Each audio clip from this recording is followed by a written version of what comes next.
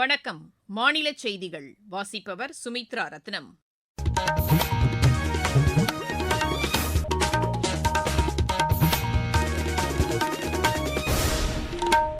தலைப்புச் செய்திகள். ஆபரேஷன் சிந்தூர் வெற்றியில் உள்நாட்டிலேயே உற்பத்தி செய்யப்பட்ட பாதுகாப்பு தளவாடங்கள் முக்கிய பங்கு வகித்ததாக பிரதமர் திரு நரேந்திர மோடி கூறியுள்ளார். தமிழகத்தின் வளர்ச்சியில் அக்கறையின்றி திமுக அரசு செயல்பட்டு வருவதாக மத்திய இணையமைச்சர் திரு எல் முருகன் குற்றம் சாட்டியுள்ளார். திமுக அரசு பல்வேறு ஊழல் குற்றச்சாட்டுகளுக்கு உள்ளாகியுள்ளதாக அஇஅதிமுக மீண்டும் கூறியுள்ளது. நீலகிரி மற்றும் கோவை மாவட்டங்களுக்குட்பட்ட ஒரு சில பகுதிகளில் கனமழை நீடிக்க வாய்ப்புள்ளதாக வானிலை ஆய்வு மையம் தெரிவித்துள்ளது. உலகக்கோப்பை ஜூனியர் துப்பாக்கிச் சுடும் போட்டியில் இந்தியா ஒரு வெள்ளி, ஒரு வெண்கலப் பதக்கம் வென்றது. இனி விரிவான செய்திகள். ஆபரேஷன் சிந்தூர் வெற்றியில் உள்நாட்டிலேயே உற்பத்தி செய்யப்பட்ட பாதுகாப்பு தளவாடங்கள் முக்கிய பங்கு வகித்ததாக பிரதமர் திரு நரேந்திர மோடி கூறியுள்ளார். அகில இந்திய வானொலியில் இன்று ஒலிபரப்பான மக்களிடையே மனம் திறந்து பேசும் மன் கி பாத் நிகழ்ச்சியில் அவர் இவ்வாறு கூறினார். நமது வீரர்கள் பயங்கரவாதிகளின் மறைவிடங்களை நாசம் செய்தார்கள். இது அவர்களின் மாபெரும் சாகசம். மேலும் அதிலே பாரதத்தில் தயாரிக்கப்பட்ட ஆயுதங்கள், கருவிகள் மற்றும் தொழில்நுட்பத்தின் பலமும் கூட அதிலே இடம்பெற்றிருந்தது. அதிலே தற்சார்பு பாரதத்தின் உறுதிப்பாடு வெளிப்பட்டது. நமது பொறியாளர்கள், நமது தொழில்நுட்பவியலாளர்கள் என அனைவரும் இந்த வெற்றிக்கு வியர்வை சிந்தியிருக்கின்றார்கள். இந்த இயக்கத்திற்கு பிறகு நாடு முழுவதும் உள்ளூர் பொருட்களுக்கு குரல் கொடுப்போம் என்பதை முன்னிறுத்தி புதிய சக்தி வெளிப்படுகிறது. உள்நாட்டிலேயே உற்பத்தி செய்யப்பட்ட பொருட்களுக்கு அனைவரும் ஊக்கமளிக்க வேண்டும் என்று திரு நரேந்திர மோடி கேட்டுக் கொண்டார்.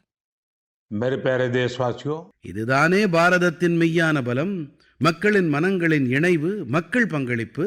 நான் உங்கள் அனைவரிடத்திலும் வேண்டிக் கொள்ளுகிறேன், வாருங்கள், இந்த சந்தர்ப்பத்திலே நாம் உளவுறுதி பூணுவோம். நாம் நமது வாழ்க்கையிலே முடிந்த வரையில் நம்முடைய தேசத்தில் தயாரிக்கப்பட்ட பொருட்களுக்கு முதன்மை அளிப்போம். இது பொருளாதார தற்சார்பு தொடர்பான விஷயம் அல்ல. இது தேசத்தின் நிர்மாணத்தில் பங்களிப்பு பற்றிய உணர்வு. நமது ஒரு அடியெடுப்பு பாரதத்தின் முன்னேற்றத்தில் மிகப்பெரிய பங்களிப்பை அளிக்க முடியும். ஆசிய சிங்கங்களின் எண்ணிக்கை அதிகரித்திருப்பது தமக்கு மகிழ்ச்சி அளிப்பதாக உள்ளது என்றும் பிரதமர் குறிப்பிட்டார். இப்போது நான் சிங்கங்களோடு தொடர்புடைய ஒரு மிக அருமையான செய்தியை உங்களுக்கு தெரிவிக்க விரும்புகிறேன். கடந்த வெறும் 5 ஆண்டுகளிலே குஜராத்தின் கிர் பகுதியிலே சிங்கங்களின் எண்ணிக்கை 674 அதிகரித்து 891 அதிகரித்திருக்கிறது. சிங்கங்களுக்கான கணக்கெடுப்பை நடத்திய பிறகு தெரிய வந்த இந்த சிங்கங்களின் எண்ணிக்கை மிகவும் உற்சாகம் அளிப்பதாக இருக்கிறது.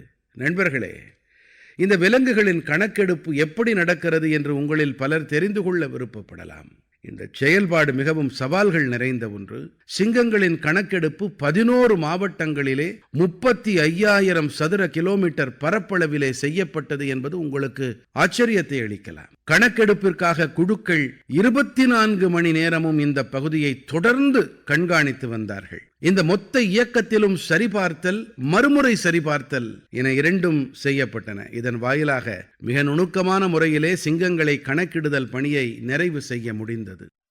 விவசாயத்தில் ஈடுபட்டுள்ள பெண்கள் நவீன தொழில்நுட்பங்களையும் பயன்படுத்தி வருவதாக திரு நரேந்திர மோடி கூறினார். இன்று பல பெண்கள் விவசாயத்தில் ஈடுபடுவதோடு கூடவே வானை தொடும் உயரங்களுக்கு இணையாக பணியாற்றி வருகின்றார்கள். ஆமாம், நீங்கள் சரியாகத்தான் கேட்டீர்கள். இப்போது கிராமத்து பெண்கள் ட்ரோன் சகோதரிகளாக ஆகி ட்ரோன்களை பறக்க விடுகிறார்கள். விவசாயத்தில் ஒரு புதிய புரட்சியை ஏற்படுத்தி கொண்டிருக்கின்றார்கள். நண்பர்களே, தெலங்கானாவின் சங்காரெட்டி மாவட்டத்திலே சில காலம் முன்பு வரை எந்த பெண்களெல்லாம் மற்றவர்களை சார்ந்து வாழ்ந்தார்களோ, இன்று அதே பெண்கள் ட்ரோன்கள் வாயிலாக 50 ஏக்கர் நிலத்தின் மீது மருந்து தெளிக்கும் பணியை நிறைவேற்றிக் கொண்டிருக்கின்றார்கள். காலையில் 3 மணி நேரம், மாலையில் 2 மணி நேரம் வேலை முடிந்தது. வெப்பத்தில் வெந்து போவதில்லை. விஷத்திற்கு ஒப்பான ரசாயனங்களின் அபாயம் இல்லை.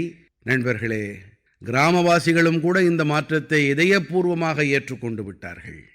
இப்போது இந்த பெண்கள் ட்ரோன் ஆபரேட்டர்கள் மட்டுமல்ல, வான்வீரர்கள் என்ற பெயரால் அறியப்படுகின்றார்கள். உத்தியும் உறுதிப்பாடும் ஒன்றிணைந்து பணியாற்றும் போது மாற்றம் ஏற்படுகிறது என்பதையே இந்த பெண்கள் நமக்கு கற்பிக்கின்றார்கள்.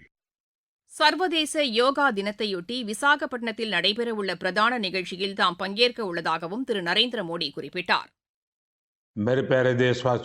இந்த ஆண்டு விசாகப்பட்டினத்தில் யோகக்கலை தின நிகழ்ச்சியில் பங்கெடுக்கும் சந்தர்ப்பம் கிடைக்கவிருக்கிறது. இந்த முறை நம்முடைய இளைய நண்பர்கள் தேசத்தின் மரபோடு தொடர்புடைய பாரம்பரிய இடங்களில் யோகக்கலையை பயில இருக்கின்றார்கள் என்பது எனக்கு மிக இனிமையாக இருக்கிறது. பல இளைஞர்கள் புதிய பதிவுகளை ஏற்படுத்தவும் யோகக்கலை சங்கிலி தொடரின் அங்கமாக ஆகவும் உறுதி மேற்கொண்டிருக்கின்றார்கள். நமது பெரு நிறுவனங்களும் இதிலிருந்து பின்தங்கி போகவில்லை.